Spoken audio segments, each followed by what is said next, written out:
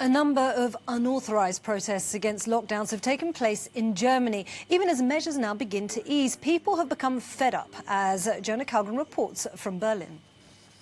Saturday afternoon in Berlin. All of a sudden, a group of people start to gather in front of Brandenburger Gate in the center of the capital. Police ask them to move on. Several demonstrations have been registered for today, but this is not one of them. But the demonstrators just move on to another street. It's been the same situation for the last 7 weeks. Unauthorized protests against the government's corona restrictions have drawn thousands of people. It's difficult. We have about 1,000 police officers on duty across the city today to make sure that the registered demonstrations can go ahead, but at the same time make sure that the social distancing rules are followed. So, what's behind the corona protests?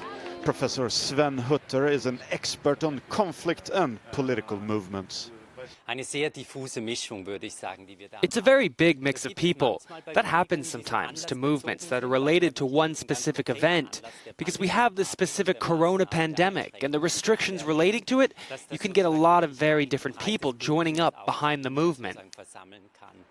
The demonstrations have spread across Germany and have also started to appear in other European countries. Sometimes right-wing groups dominate, and they have been quick to try to capitalize on the protests. Other demonstrations have been started by left-wing groups or anti-vaccine campaigners. But what seems to unite them all is a lack of trust in the authorities. Many of these people are involved in different conspiracy theories, and when you start to get involved in that view of the world with anti-Semitism, racism, ideas of enemies, then it's very hard to get back out again.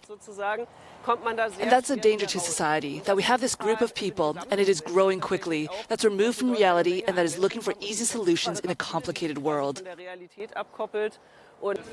The protesters belong to a very small minority in Germany. Most people actually say that they approve of the way that the government has handled the crisis. And as Germany is slowly relaxing the lockdown, there are signs that the peak of the protests might have been reached.